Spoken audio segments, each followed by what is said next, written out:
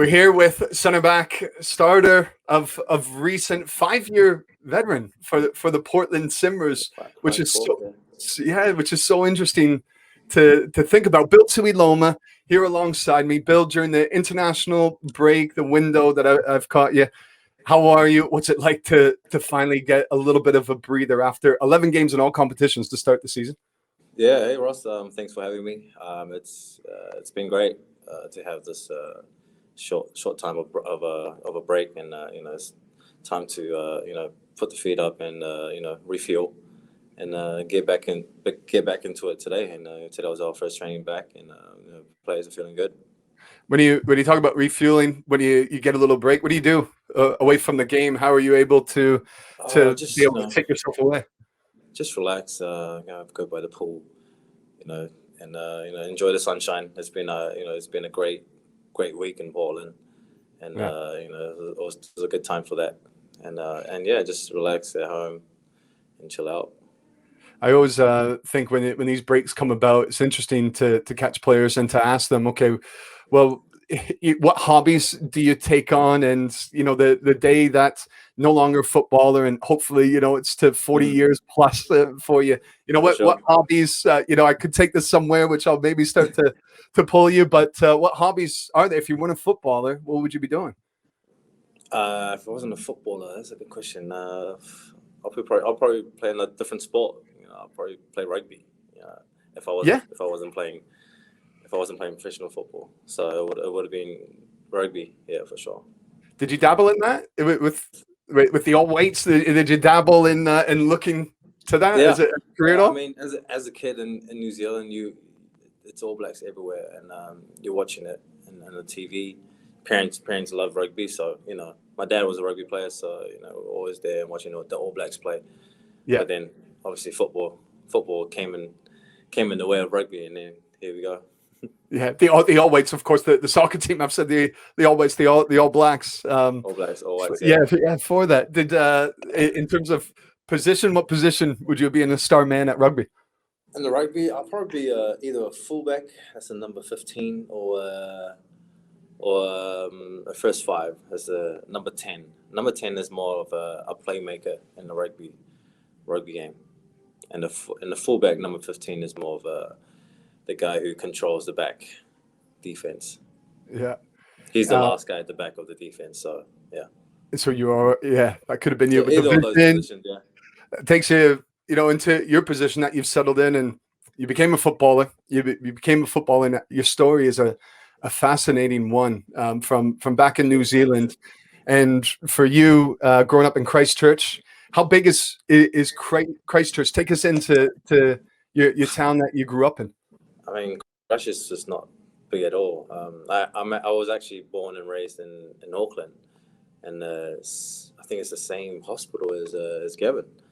And I was born in that hospital, and I actually grew up in Auckland, south side of Auckland, and then we moved up to the North Shore, and then at the age of I think it was age of 14, that's when I got the full scholarship to go down to Christchurch, and I lived there for 3 years to do academic side and football side as well. So So when yeah, you went but down for the scholarship, was that away from your that family was then? it was away from my family. So at the age of 14, I already left my parents to There go was to yeah.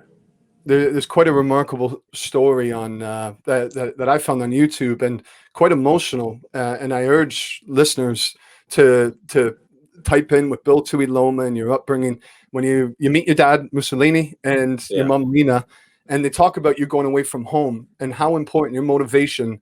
Did it start then at 14, or at what point? But your motivation to make sure that you could help out and support your family through the Yeah. vehicle of soccer. Did that start for you at 14?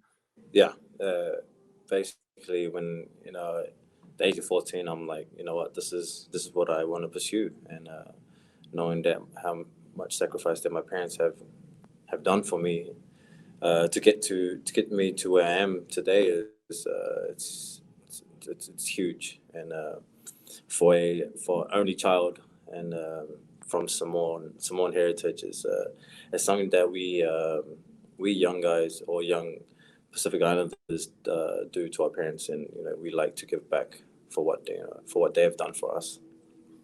For you making your professional debut for Waitakere United, 16 years old. Do you remember Yeah. that game? That seems so young, right? For 16, North American soccer. I was one of the youngest in that squad, and I was literally playing against 28-year-olds, 29-year-olds. It was a great experience, and it was a little bit nerve-wracking, but it's once you keep playing, get your confidence up, you'll get used to that league. And I'm guessing it's the same for every league. Once you get a taste of the MLS first game, then you know what to expect in this league. Same as in the French league or the Premier League. You know what to expect if you keep playing and getting your confidence up in each game. What were your parents at the match? Can you remember that? If Yes, not, chatting to them afterwards and reporting back. I think my dad. Yeah, me and my dad. I think my dad was there at the game. My dad has been everywhere with me, and if my dad can't do it, but my mom's there as well. So, we'll do like 3-hour drives to go to this tournament to take me there, and it's back then we weren't that wealthy at all. So, we could control the only things that we can control, and lucky we had a car and use that car to travel New Zealand. Your dad tells a story in this video, and he said that I didn't put a soccer ball in front of him. We didn't have a soccer ball, but I had a ball that could bounce, and that was enough. It was a bounce. It was like a plastic beach ball for a little kid, and that was it. That's all I had. And once he knew that I'm kicking the ball, he then went out and bought a soccer ball, and that's when it all started. You're a very technical player. We saw that with the free kick goal that you scored. You're getting over free kicks now, and you're telling Diego Valeri, "Excuse me, it's my turn here." Where's that come from? Does it go all the way back to you manipulating a ball that's not a soccer ball to start? I guess I just love taking in practice, even before I came here, even in Marseille. I just take free kicks. Like a few of us boys just put some mannequins up and then have a free kick competition. And I had techniques where I can just get it over the wall, or get a knuckleball in, or just curl it.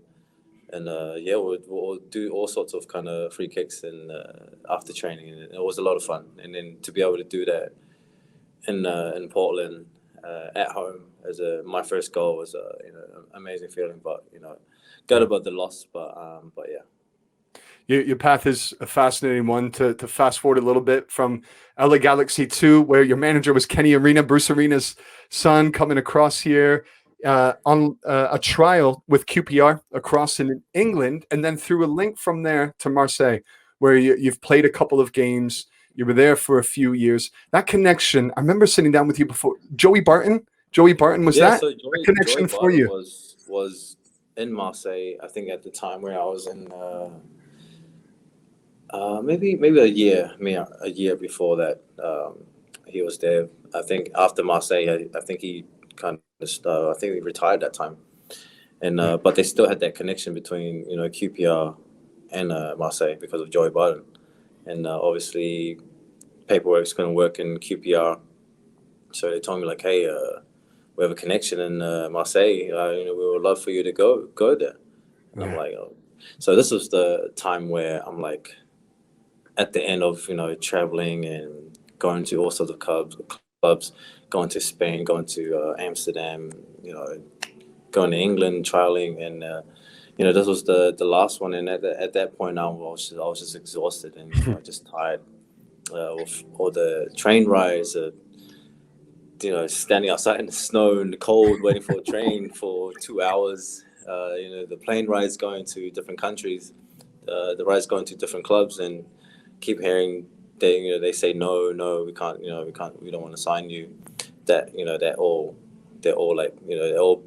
bubbled up in a bag and on my back, and I'm just like, I just want to get this weight off me, and either go home or do this one more trial. And at the end, I pushed through, and I agreed to go to go to France, to Marseille, and did a week trial there, and then it was. So I went back to New Zealand after that. After the week trial in France, went back to New Zealand. And we were getting prepared for the U20 World Cup in Turkey. And as I think it was 2 days before we were going to travel, I get an email by my manager, Walter Schultz, saying that Marseille wants to sign me, and it all kicked off from there. What was that? What was that feel? I mean, Marseille. I was in the car. It's not exactly a small club.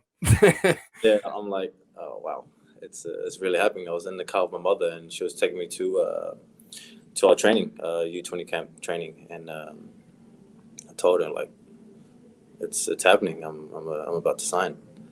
Wow. So it was an amazing feeling for me and my parents, and it's something that I'll never forget, and it's taking off the load off my back, the countless train rides, the flying, the clubs who said no, and all paid off for this last trial in France. The club that I had no idea about, a language that I had no clue, didn't know how to speak the language, and just a Samoan Kiwi kid from New Zealand going into France, in one of the biggest clubs in France and in the French league. You were, if I'm not wrong, you were the first Kiwi New Zealander to play in Liga. Yeah. It's remarkable. First player to make a scene in the French league. Yeah, so it was a great feeling. Yeah. Those connections are phenomenal. From Joey Barton to bring listeners up to speed, he English player, played in Newcastle, played for QPR, and then made the transfer across to Marseille. So there's that connection there. Phenomenal. The links. I always think in soccer. Unreal. I think this is an amazing link as well. Your manager, Marcelo Bielsa, is probably one of the most talked about managers in world football for his style of play, and to compare. His style of play is the AKA local coach. He's a unique coach for sure, 100%. But he's also a coach who loves young players, and we had a group of young players who train with the first team, and he just he loved players who likes to work hard, keep their heads down, and just keep working, and then you'll get the chance to start and or to come in and make your debut, and that's what he did with me. I keep grinding and keep trying to prove to him that I can play in the French league, and for him to it was crazy. My debut, second half, we got out to warm up on the sidelines.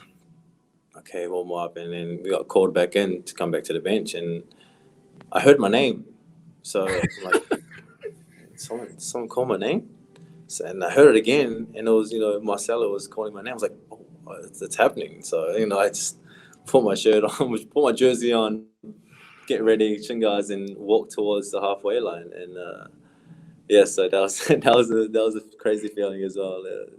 It's a moment I'll never forget. Marcelo Bielsa, obviously manager of Leeds and famous for his style of play. For Major League Soccer fans, to compare it to Matias Almeida at San Jose, similar style to what he's implemented at Leeds. Was it the same style you had there? The man more the fitness oriented. Yeah, it was. It was kind of like the similar style to him, and we did train a lot, intense wise, and it was we had to be mentally ready for it. Physically we were ready, but the mental side was it was very tough, and we had to if we kept our mind set on that, we would go through, and we won like 6 games in a row, with just having the same mentality, having the same tactics, and just keep going. Yeah. With that mental strength and what it instilled in you, I want to take you to a game which I think fans, listeners will enjoy. Is maybe you won't enjoy hearing this, and I'll apologize now, but World Cup qualifiers for the last World Cup. You played against Peru in a 2-leg affair. The second leg was against Peru. You played against Andy Polo before you knew Andy Polo. Yeah. And during that match, the crowd, it was hugely controversial because there was lasers being pointed at the players during the game as well. There's actually a photo of you on Twitter with a laser being pointed at you, as I think you're about to take a throw in. Don't know what the situation was. But anyways, take us to that game going up against Andy Polo. What do you remember? I actually remember everything from the flights to the start of the whistle. Flying there was it was tough. It was really tough. These countries would do anything to slow us down to get to the hotel. So from New Zealand to Argentina, we had to stop there and then get a charter flight, and then we landed in Chile because they wouldn't let us land in Peru. Wow. So we were in the Chilean airport for 2 hours in the plane because it was chartered. So we just stayed in the plane. I think they had to refuel, and then finally got the get-go to go into Peru. And then as soon as we landed, we got into the bus. And the funny thing is, there was no traffic at all. We had escorts surrounding us, and so every light we get to is red, and they will literally just stop until it turns green. So it turns green, we go to the next light, it's red, so we stop. Mind you, there's no traffic or anything, and we have escort. The police could, at least do something. But it was, it's crazy, It's funny how these countries, what they would do to try and prevent anything, try and get us tired or anything like that. So I remember a story. Was it right? Were there jets being flown over your hotel the night before the game? Yeah, the night before the game. Try and keep you awake. I think it was around. First, there was fireworks around 3 a.m. in the morning. Just fireworks going off around our hotel, and then I think 2 hours later, just had jets flying across. I even saw it with my own eyes. Open up the window, and all I see just jet fly right across the hotel. Incredible, crazy experience. And then going up to the stadium, we had to drive through. The whole city was outside. Whole city was outside throwing apples, bananas at our bus. We get to the stadium and you walk before going out for warm ups. You go walk out and you just hear them whistle. I mean, it's just exactly the same as what happened back in Mexico when we had qualifiers as well. So they just whistle. We can't hear ourselves. Atmosphere of I think it was 80,000 capacity, and then you got outside. It was like, I don't know, millions outside. So you said, and I remember reading this, that the fans were so loud. It actually measured on the Richter scale that it was that loud and there was that much thumping going on. Yeah, the earthquake radar captured it. It was ridiculous. It was unreal. It was unreal. And then 2 days later, we signed Andy Polo from Peru. And what was that first meeting like with him? Stories? It was cool. I mean, I told you, hey, I saw you in Peru. It's awesome. I hope and pray for him for a speedy recovery and coming back. Yeah. So yeah.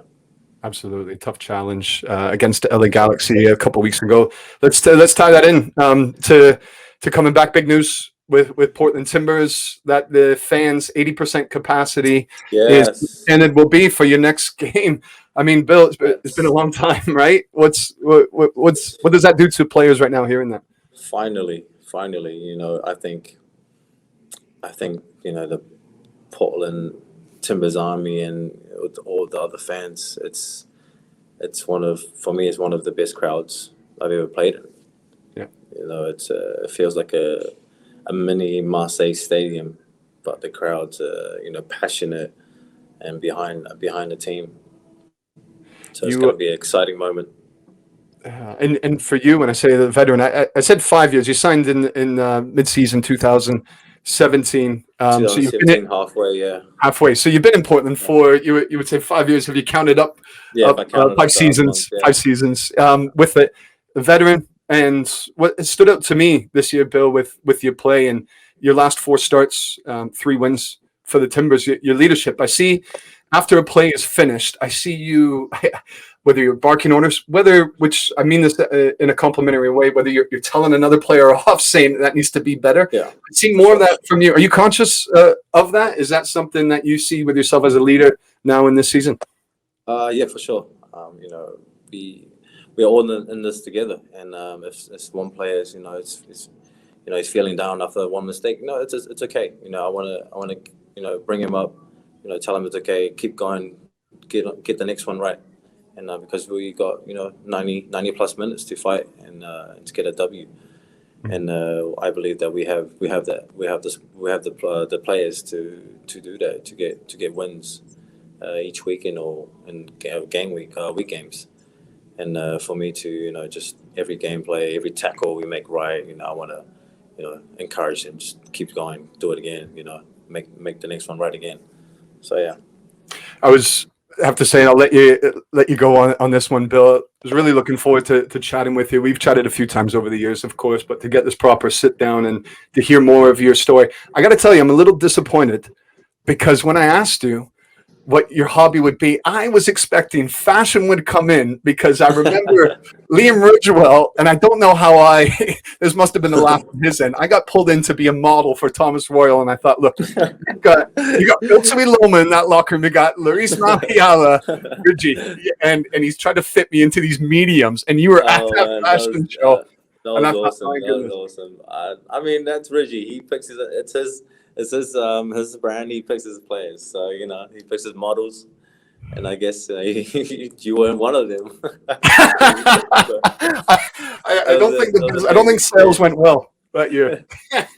but for you, the fashion man, you and Mabiala, is there any internal scoop that I can get? Is there any players trying to one up one another? Because when you come in and we get the great videos of you guys entering the stadium, I always think everybody's trying to one up one another.